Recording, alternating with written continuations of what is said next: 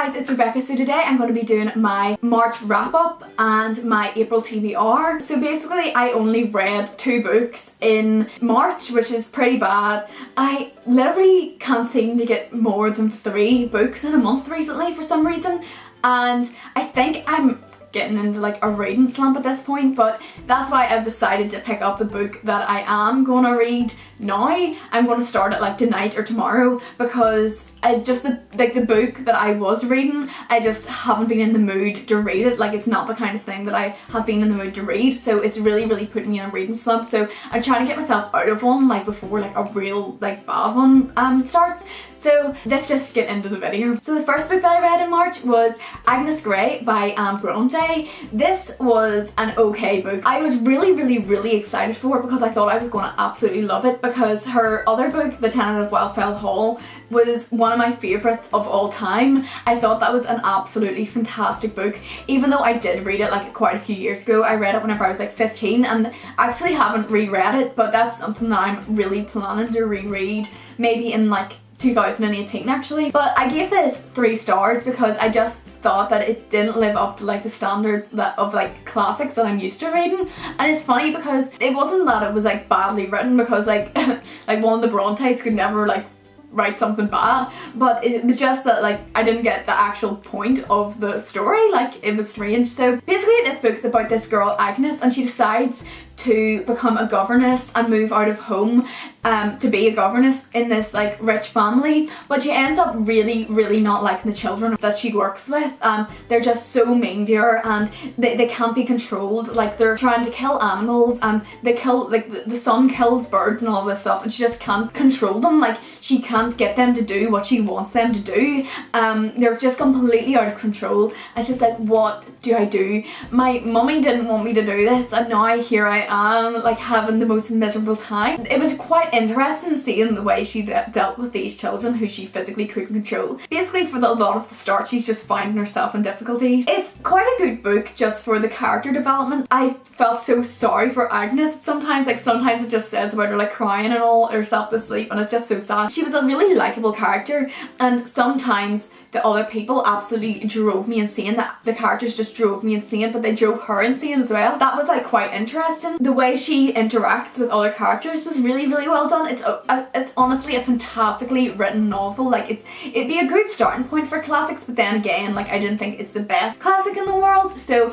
maybe it wouldn't be the best one to start out with, because then you would think, oh, are they all really boring? Basically, I think that was the problem with this. I found it boring. My enjoyment just wasn't that great. Like, even though I read it so quickly, I read it in actually 2 days. Or 2 or 3, you know what I mean? It was like I didn't read much in the second day, so it was basically 2 days. It's only 200 pages and it's quite easy to fly through, but I wouldn't say it's a page turner. I think it's just easy to get through because it's so small. But I would recommend, you know, to read it if you like the Brontes, so that you can say you've read it. But that's basically the only reason. There's other classics out there that I think it's just 10 times better than this one. But obviously she's a classic author and she's absolutely an amazing and stunning writer. So the next book that I read in March was one that took me most of March to read. This wasn't because it was a boring book or that it just hadn't held my interest, but it was more because I just was kind of in a reading slump again. I just have found that the stress of exams coming up has just caused me not to be able to sit down and read. I've been feeling really fidgety, as if I just can't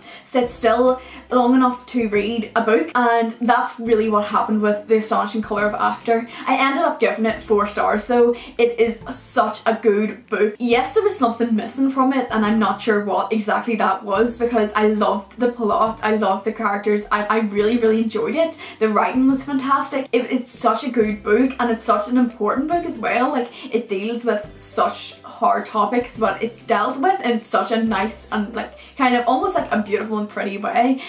Just because of Emily X.R.Pan's writing, I think that's what makes it just so, obviously that's what makes it so good, but like, it's her specific style. It wasn't like the plot or the story or the characters that made it so pretty. It was the way that she used her similes and the way she describes everything in different colours, and everything was just so interesting and so different to anything that I've ever read. There's trigger warnings in it for grief, suicide, for mental illnesses, especially depression. That was really heavily dealt with the whole way through, because that's basically the core of the plot. Highly recommend you go right now and pick up The Astonishing Color of After. It is a fantastic book. It's just so amazing. Maybe the thing that was missing that I didn't give it 5 stars was because I read it basically over a month, because I read Agnes Grey right in the first 3 days of March. So maybe it's because it took me literally like 30 days to read it. Maybe that was the problem. I just missed out on being able to connect more with the story, but I did connect with the characters, and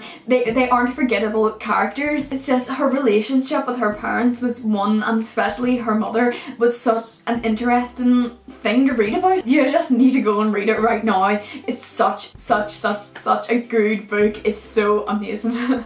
So that's it for my wrap up. I'm going to move on to my TBR and just show you the books that I want to read in April. I'm only going to talk about a couple of books because I don't want to set my TBR too high, but I'm definitely going to try my best to get to these books in April. So the first book that I want to read is one that I actually want to finish because I have started into it and I'm 100 and something pages through, and that is Wayfarer by Alexandra Bracken. This is the second book in the Passenger duology. Basically it's a story about time travel, and that's just basically all you need to know. I don't really know what other way to describe it. It's just this girl who discovers that she's a time traveler. She was brought up not knowing that she was able to time travel, and one day she finds out that she actually can, and it's about her discovering how to time travel and just her experience with other time travelers and getting into the world of time traveling. So this is the second book, and I did enjoy the first one. I think I gave it 4 stars, but looking back on it, I think I would now give it 3 stars because it didn't really stay in my memory,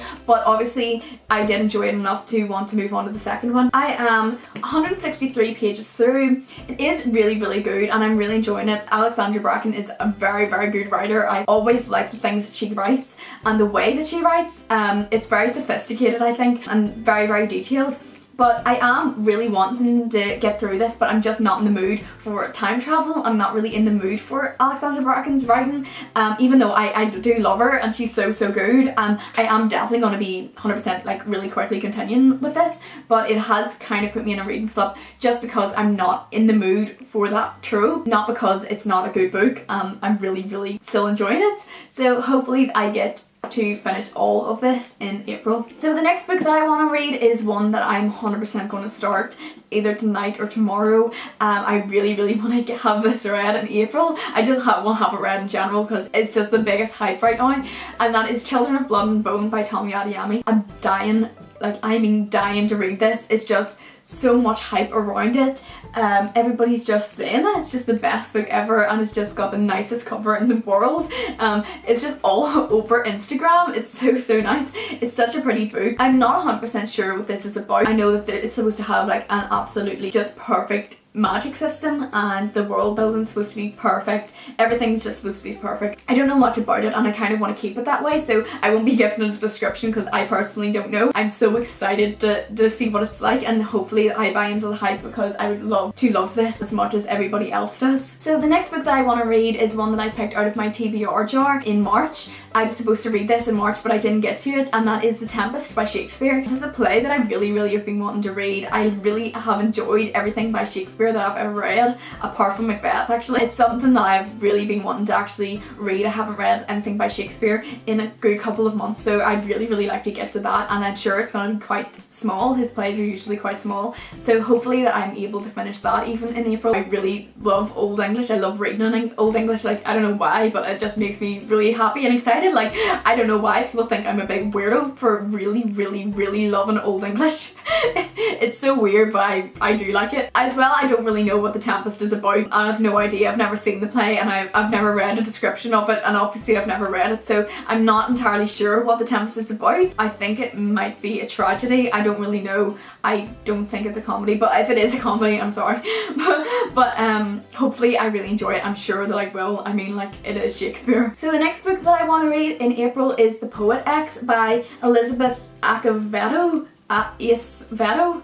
I have no idea. Acevedo maybe? I have no idea. I'm so sorry. I have no idea how to pronounce her name. I was just looking at it there and I was like, I have absolutely no clue how to pronounce her name. I'm so sorry. You can tell me in the comments like how you break that name down and how to pronounce it. I might like watch like videos on it or something to find out how to say her name. It's so bad. I don't know how to pronounce it. But I got an ARC of that book like a while back from NetGalley. So thank you so much to NetGalley and the publisher for letting me get an ARC of that copy. I'm pretty sure it's came out by now, like, got it a couple of months back. Haven't got to it yet, but I'm planning on getting it to it in April. I would really like to read it. It's got loads of hype around it, and I think like those kind of books are quite easy to get through. I think I could read something like that really fast. I'm pretty sure the book is just about this girl who discovers slam poetry and writing poetry and uses that as a way just to express her feelings, because she hadn't really used words as a way to express her feelings before, but discovers this as a really like invigorating and exciting thing to do. I'm not sure where it goes from there, but I just know that it's about a girl who discovers writing poetry basically and discovers how good it is for her and just how happy it makes her, and that just sounds really interesting. I would like to see the way an author would